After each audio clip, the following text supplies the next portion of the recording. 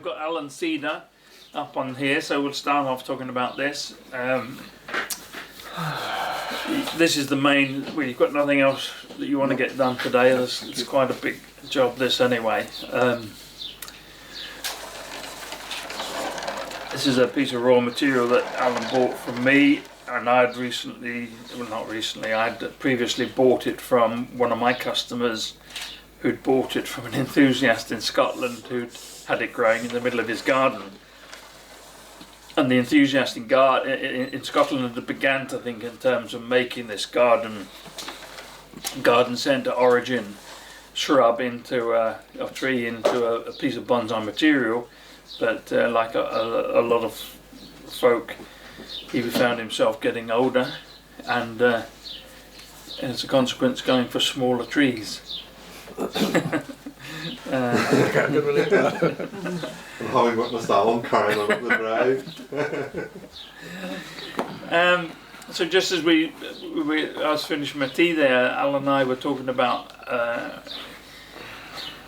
how we might actually look at taking this on another stage. Len, who'd bought it from the guy who had it in the garden, is a Willowbog enthusiast, very, very experienced, very, very knowledgeable bonsai guy. Sadly doesn't do bonsai anymore, but that's another story. And he'd done quite a lot of preliminary work to making this into a bonsai. Alan was asking what I was looking at when I was looking at the tree, and I was saying that as when assessing any kind of tree that's going to be a bonsai, I was looking at the base of the trunk. And with any kind of collected material, whether it's collected from the wild, Yamadori, or collected from a garden, then you're nearly always in a position of not having perfect nabari. But then that applies to what the Japanese have been doing with collected material for centuries, really. It's only when they actually produce a tree from day one of its life, from a cutting for a seed, and they produce it with a view to being a bonsai, that you could expect to see a really good nabari as a result on a tree like that, because of the work that had been done on it. So we're always left in a situation where we have elements of a tree that we have, rather than elements that we might wish that we had. Now, this is not a bad base to the tree, but looking at it, it's kind of actually a couple of elements that have always really slightly bothered me from the time I saw it dug out of the garden in Scotland. And one is this root here, which crosses over a lateral root coming directly towards the front of the tree.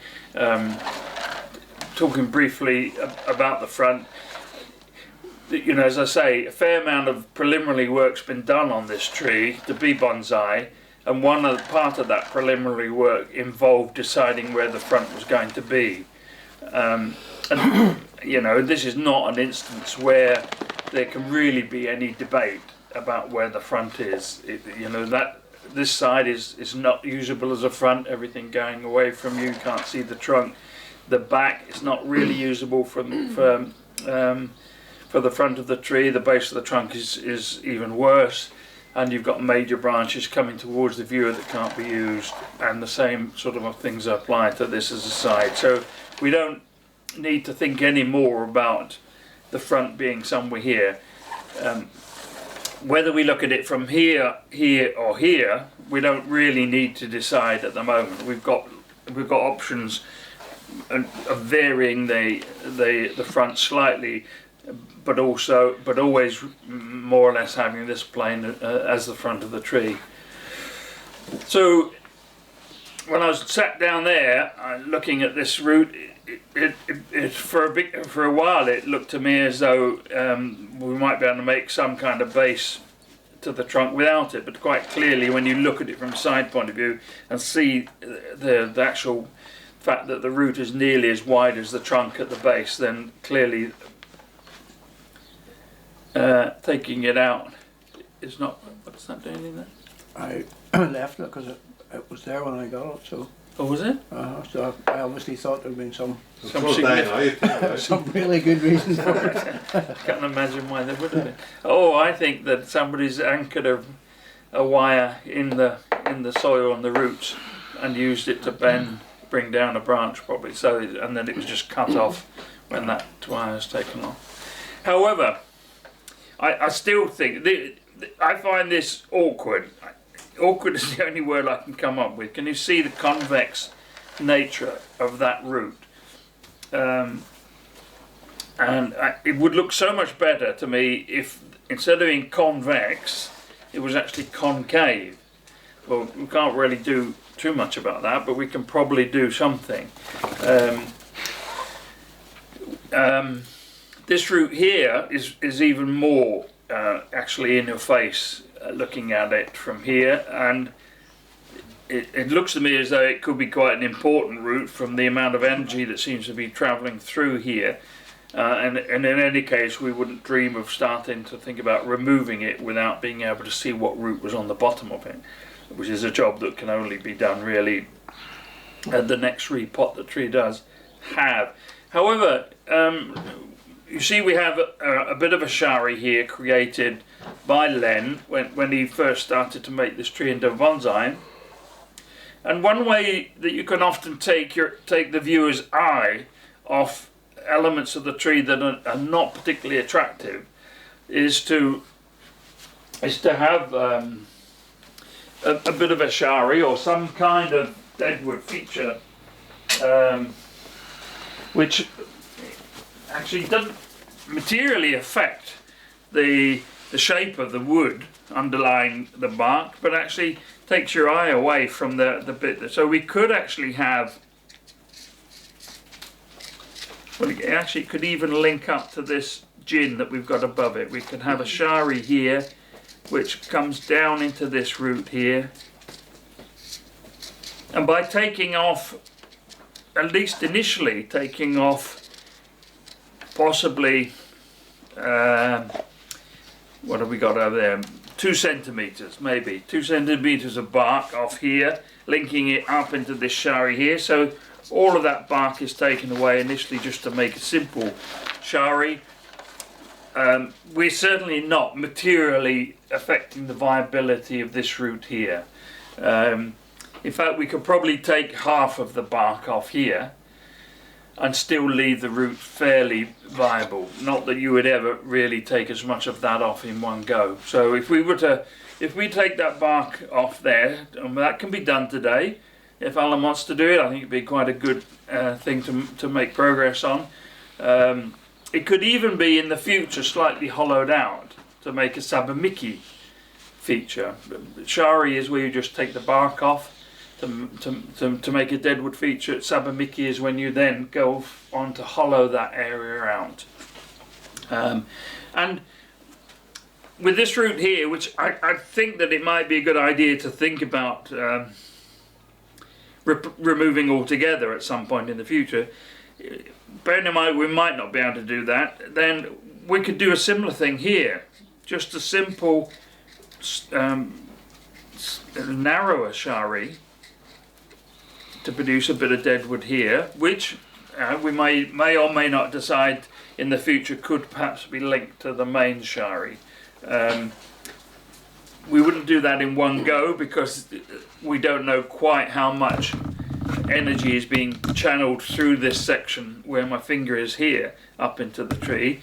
But if we take some bark off here and watch the tree for the next couple of years, we can easily make some judgment about how important that is. That's assuming that we actually think from a visual point of view, linking this existing Shari into a new Shari down here is actually a good idea from the design point of view of the tree, and it strikes me that it might well be. And if that's the case, then perhaps we would decide not to remove this altogether at some point in the future. But I was talking briefly to Alan about the fact that cedars, in the same way that larch, tend to callous over very, very quickly, which of course in many respects is a brilliant idea. present a slight nuisance in the sense that you create a Shari and within the 2 or 3 years the tree's healed over it. But if you want to keep the Shari, as generally we would do, then it's not the job of hours and hours to keep just paring away the callus to replace the Shari to its original width. In my experience, it can take a long time to dissuade the tree from keeping on producing callus. It certainly does with larch, although I have not so much experience with cedar, but I imagine that the more vigorous you keep the tree, which generally we try to do, certainly in the training stage, then you're likely to go on seeing quite strong callusing. And sometimes the callus together with the bit of Shari you can still see can be such an interesting feature that you would choose to keep the callus. That's just a simple judgment about what actually looks better. The other thing that Alan was talking to me about was how we manage the shape of the branches relative to the fact that we have a slightly sloping, slanting trunk tree. And generally speaking, in this situation, what Alan was saying was, are the branches here or here going to be the longest branches? Well, generally in the wild, we would expect a slanting tree to compensate for the fact that it's leaning by growing a counterweight of branches on the opposite side. And we're maybe not so worried about whether that really needs to be done from a practical point of view. For a start off, of course, our tree is securely anchored in the pot, or at least it should be. But generally, if something like that happens in nature, in the wild, then reproducing it in our bonsai was likely to make the image more convincing than less convincing. So it isn't a hard and fast rule, and there will be some cases where perhaps a long branch on the leaning side could well look more convincing. But in this particular case, I suspect that we would choose to have these branches on the opposite side of the lean to be the longer branches all the way up to the apex, keeping these branches on this side that little bit shorter. And part of, I mean, I don't suppose we're going to get too much down the road of major wiring of this tree today, partly because it's going to be a huge job. But certainly we'll certainly get stuck into quite a lot of pruning of the tree, because you've actually, since you got the tree, what, 1 year ago? Exactly a year ago. You can see that this must all be new growth during the course of the last growing season, and you don't need to be a bonsai expert to actually make a judgment that Alan's looking after this tree really well and the tree's very healthy.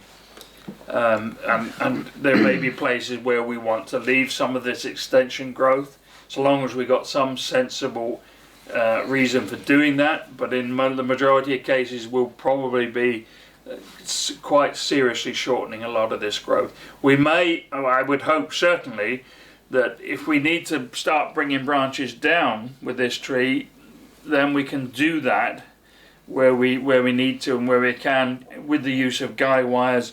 One of the great advantages of using a plastic or a mica pot is that you can drill the rim wherever you want to be to actually pass a guy wire down through the rim and actually pull a branch down.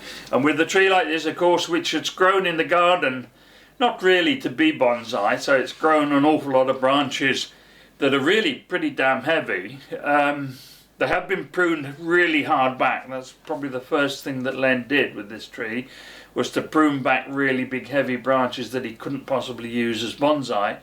But still, the base of those branches are really practically immovable. You know, the base of these are big heavy branches, but certainly the bits that have grown since that original cutback are quite flexible still. And while they are flexible, it's quite important that we change the angle of the branches if that's what we decide to do. And I think that looking at this, we would bring some of these down a bit. To some extent, the kind of image that we get from this tree has got to depend on Alan's own preferences. Although, with the limited amount of experience that he's had, I'm sure he would much rather, in a sense, be told what the tree should look like, so long as I don't suggest that we make it a one branch tree, just using that. The idea behind that comment that I made was that we may choose to go down the road of trying to produce a sort of image that we might see from cedar in the wild. Am I right in remembering that this is deodar cedar? Did we think it's a deodar cedar? We did. That's a problem, because not many of us have seen big deodar cedars in the wild, being them pretty much restricted to the Himalayas. And you know, in the United Kingdom they don't make the huge tree that they probably make in their own natural environment. In fact, I can't remember ever really seeing a really big deodar, whereas of course we're quite commonly seeing great big cedars of Lebanon that have been planted in parkland or very often in the entrance to somebody's manor house. And they produce this big, heavy trunked, broad, quite flat spreading image of branches, and actually that might be something like this that we might aim to get with this tree. Mature cedar Lebanons very often tend to be quite multi-trunked, which we can't do here because of course we've just got this one big single trunk. So the point being that maybe really acute angled branches down that might be suitable for a spruce, for example, a spruce image, probably not going to be appropriate for this. Now, appropriate in the sense that it's a little bit unnatural, but I'm sure the tree could be made that way if we wanted to do that. That's where I mean a certain amount of your own personal preference might come in. But generally my advice would probably be that we're not looking to angle these branches as really acutely.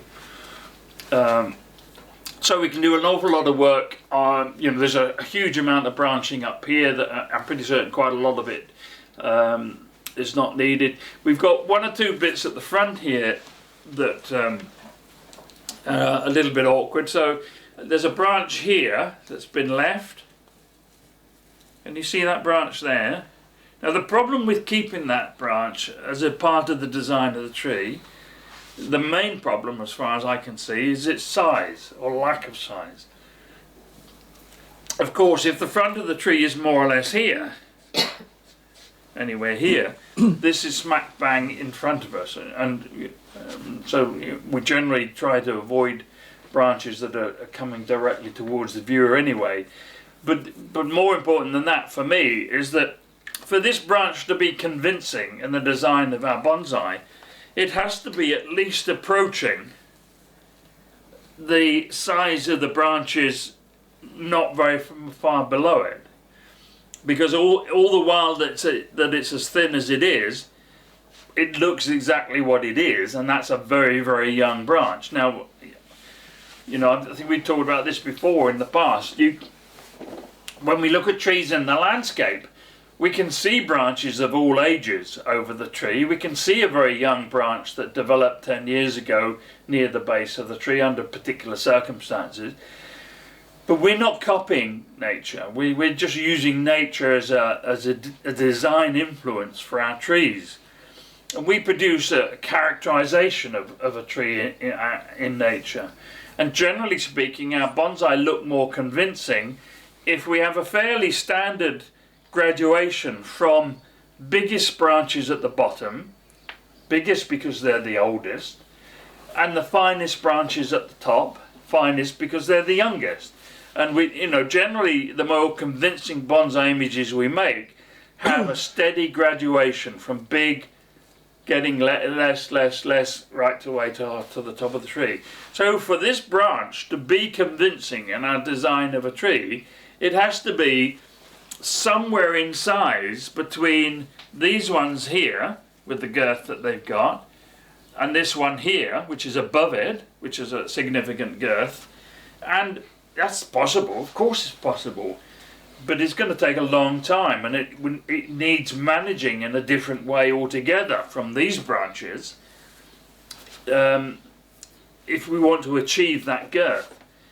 And it's like I said yesterday at the school, it can sound utterly ludicrous to people, and it can sound very off-putting if you move from what is bad enough saying to people they need a design idea, they need a definite plan, a definite path of progress that they're going to make with every individual tree in their collection, not just I'm making bonsai from these 20 trees.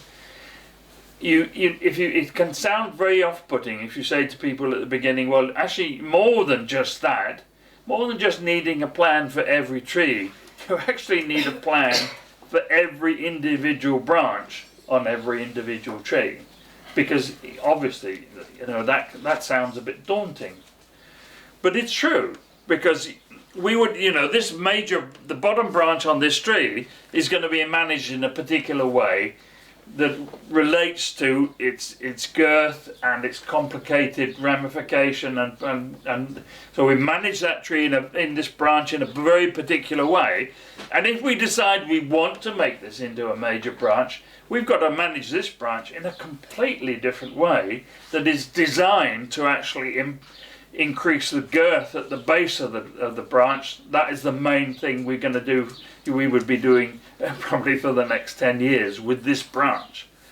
However, the question in this particular instance is, do we need it? And what do you think, your tree, Alan? I mean, it's there, so you've probably thought, well, it's been left, I probably need it. Yeah. But it's going to take, you're saying about 10 years to... Well, I don't know, I'm guessing, but it's going to take a long time. And this is the front of the tree. Do we really want a branch here? Now, there is one element, and actually, with the same thing more or less applies to the branch above, which has been a much heavier branch that's been cut really back to a stub, and then a couple of little bits have grown from it. Cut back because the original owner had decided that this is definitely the front of the tree, and from the girth of this branch it must have been at least as big as that, so you can imagine it out here really obstructing the view of the tree. Now the thing that's going to follow on from this is, what do we see without foliage here hiding the view? And how does what we see then feed into how we like the look of the tree? And it's probably best if I move on to that right now, because when I was looking at the tree, sat where you were, the one thing that kept catching my eye was this bit of trunk here, which is kind of bland, would be a good way of describing it. Boring would be an unkind way of describing it. And that's partly because, actually it's because it looks young, you know, but then the bark is kind of like that on this tree. It's, you know, we can't expect it to develop a really old craggy bark, because cedars don't do that. You know, they might do that eventually down here, but they tend not to do it up here. But what it strikes me is that we've got here quite, do you find this quite attractive? Yeah, I do. Yeah. So we've got quite an attractive Shari here. Why not, if we have no living branches here, why don't we take the Shari right up and disappear into the apex of the tree? So that way, we've got no branches here that we need to worry about the viability of those branches in the course of making the Shari, and at the same time, we provide interest to this piece of trunk, which at the moment is kind of catching, it certainly was catching my eye, in terms of not being beautiful, really, I guess, really, not being attractive enough. So, what do you think about? I prefer that if both of those would be taken away then. Yes, they would. And run the Shari right up. Yeah. And Yeah. you think what? Well, I actually like the idea. You like the idea? Well, that's the right thing to say. All right. And quickly before you change your mind. So now we see right the way up the tree. One of the fundamental ideas that we must keep in our mind when we're making bonsai, and I don't really apologise for keep on repeating this to you because it's so important. We're making miniature tree images, whether they're this big or this big. That's obvious, that's a given. But we must always bear in mind that we really should be doing our absolute utmost to make these tree images look as old as they possibly can. And one of the main things about a really old tree, when you stand in front of it and look at it, is that you see the base of the trunk. That's why nabari, or what kind of a nabari you got, is so important. We see the base of the trunk, we see the relative massiveness of the trunk, because if the tree's really old, it's grown fat. Of course, that's what they do. Relatively speaking, not all trees are enormously fat, but they're fatter than they are when they're young. And the other thing is that you can see a lot of the trunk, because over the many years that the tree has grown, all of these small branches, somebody came along with a pair of branch cutters and cut them off. Well, no, they didn't. What happened was that as the tree developed a big canopy of branches, as it does quite naturally, then these little branches got no light, so they naturally died and fell off. I mean, it happens. So the image that we look at when we see a big old tree in the landscape are these elements: root base, swelling trunk. We can see the trunk, and we can importantly see where all the major branches exit the trunk. So we see quite clearly the structure. And if you compare that to a really young tree that we might categorize as a bush, you can see none of that. You just see a great mass of branches and trunks and twigs all growing up from the base of the tree. And it's not until many years have gone by when the business of natural selection has chosen the main trunk, has chosen the main branches, because everything else has suffered and died off and withered away and died.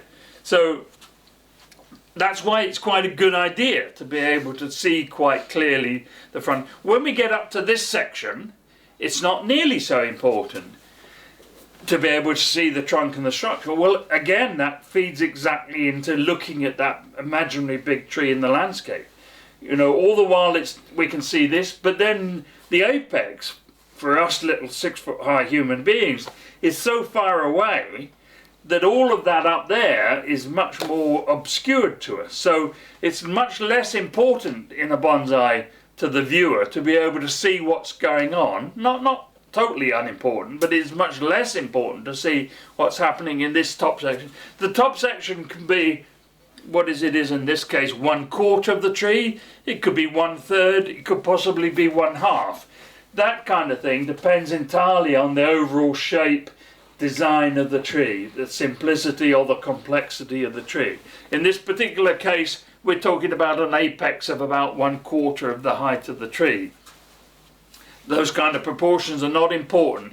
They're just, they're going to always depend on what the tree looks like. So, without spending the rest too much time on more on this tree, for today, I think I'd like Alan. I mean, you've done a little bit of taking bark off to make Shari. No. No. Oh, That'll be a good experience today. Yeah. I'm sure Ian could just help you with, you know, just simply cutting the outline and taking the bark off. Then I'll come round and we'll mark where I think the Shari, assuming you think that's a good idea.